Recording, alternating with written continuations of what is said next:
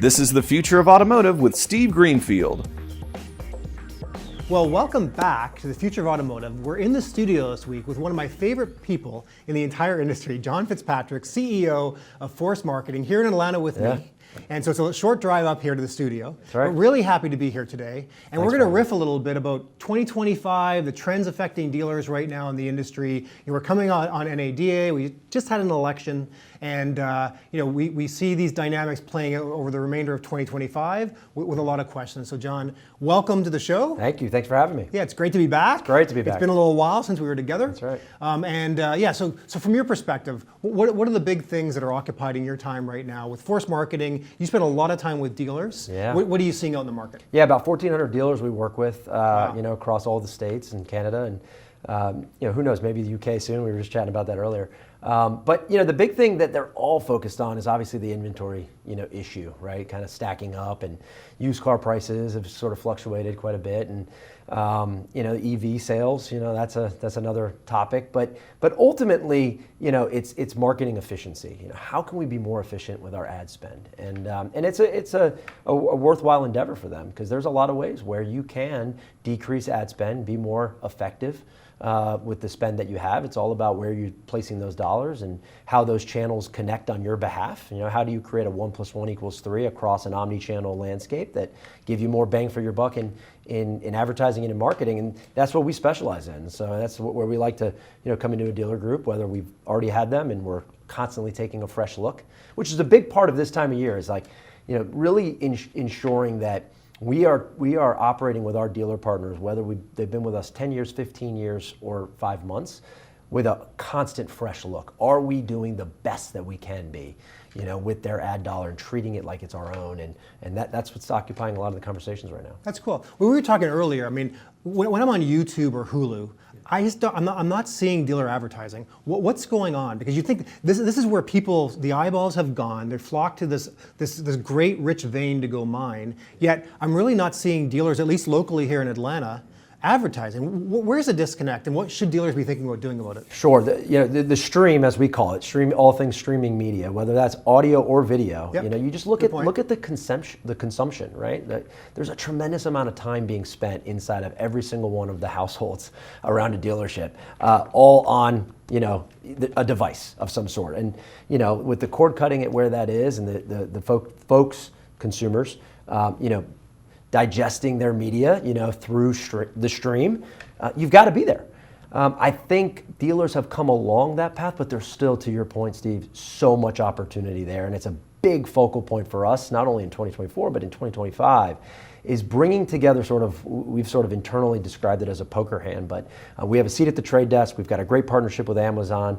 We've got a great partnership with NBC, Universal, and Peacock to get direct publishing access through a partnership that we forged with Constellation and their platform.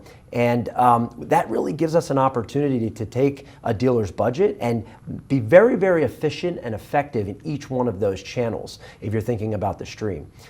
What you're referencing, and I turn on streaming media, maybe YouTube TV, and I'm not seeing car dealer advertising. Yeah, exactly. Right?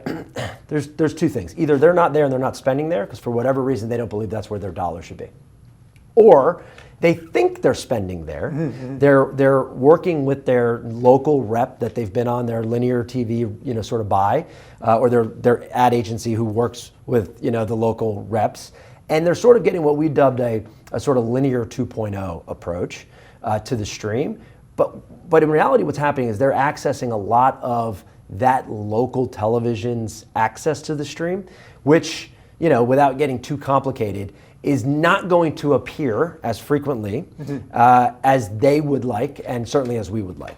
And so look, it goes back to the same reach and frequency component, right? You've got to reach the car buyers, and then once you find the car buyers, hit them with as much frequency as possible. The stream absolutely allows you to do that in ways that you could never do with linear television. Mm-hmm. And the reporting aspects and being able to see the footfall and who actually came into the dealership, that just because, as long as they come in with this, yep, we're able to say, well, they watched it on this device at this household, and then they showed up at the dealership, sure, to either make a purchase or service their vehicle. That's highly effective. You're not seeing as many dealers participate in that level of streaming media, and that's kind of what we've been out there preaching for quite some time. And I wonder if the bridge is, I've got a dealer who grew up within the business and is used to buying the marketplaces, cars.com, car gurus, autotrader.com. They're used to buying keywords, right? They've evolved to thinking about buying Facebook ads, et cetera. Is it a bridge too far for a dealer? Like, what are practical next steps? If I'm a dealer listening to this segment, Sure. and like, okay, Grit, John's convinced me. This is the way of the future. I got to get on board. Sure. What are the practical next steps just to get their toes in the pool and get started? Yeah, have some conversations, right, with folks like a Force Marketing that have a product, that have showcased a specific access to the stream, right? And so I think that's really, really important. I think if you're talking to, and look, I may anger some linear reps that are watching this, but I think their strategy is still to this day outdated. Yes, they can give you access to the stream, but what level of inventory? Where's the ad placement on that, right? We know how effective live sports is, right? Is your ad showcasing on the live sporting event? Probably not if you're just taking a linear 2.0 approach, right? Do you have direct access to NBC Sunday Night Football? Okay, that's a different story. Right. And will my ad show up with decent frequency on that big programming event? Okay, that's a different conversation.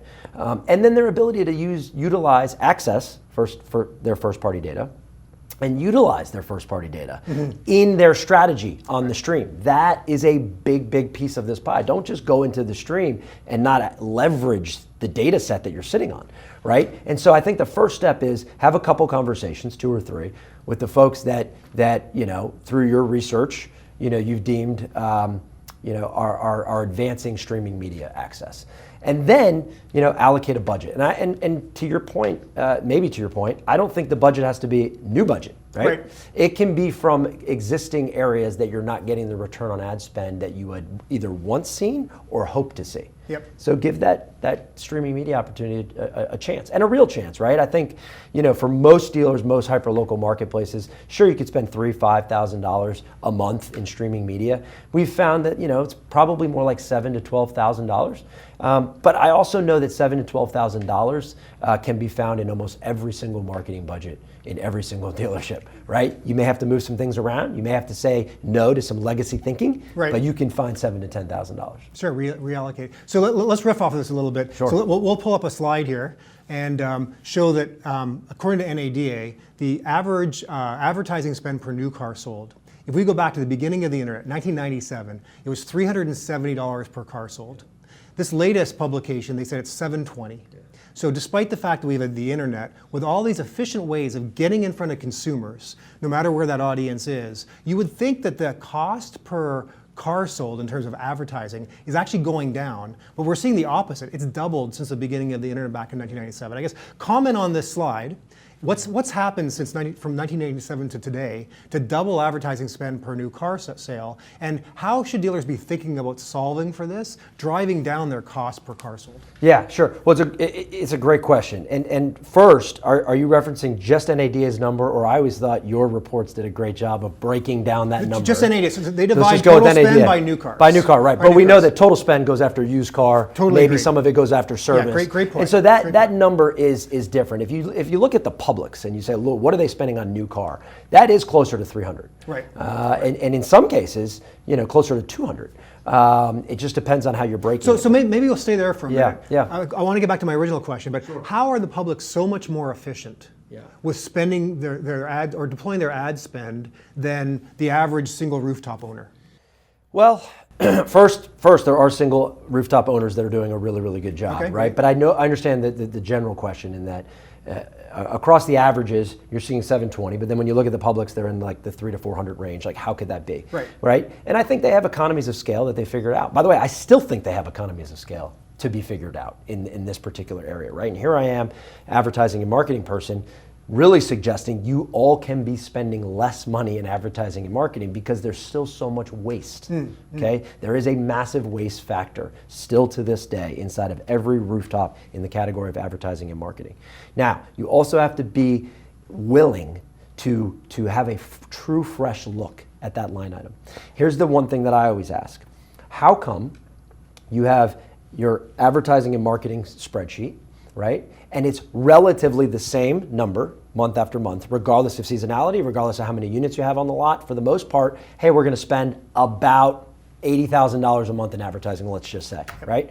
Because the average dealer, I think, is spending probably about $1 million bucks. Why is that the case? How is that not fluctuated based on how many cars they have on the lot, based on the consumer demand, right? We know demand. Google will tell you, Meta will tell you. You can do some research to tell you what the current demand level is so that you can allocate more or less dollars per hood, right? And so they just, in my opinion, this conversation needs to be a moving target and where you are always looking for the return on investment. First question we ask a dealer is your marketing and advertising expense, is it an expense or is it an investment?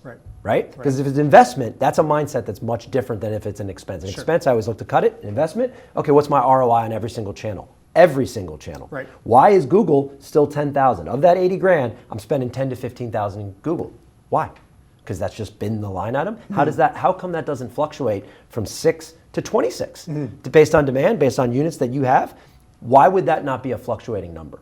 Right? So we really urge our dealers that every line item is up for grabs, up for consideration if we're measuring it on ROI. Yep. I don't know if I fully answered your question or if I gave you too much answer, but the 720 should absolutely be lower. The 300 should absolutely be lower. Why do the big publics, just seemingly have a lower dollar number? I think that's because they have teams of people, right, that are focused on driving that number, as efficiently as possible.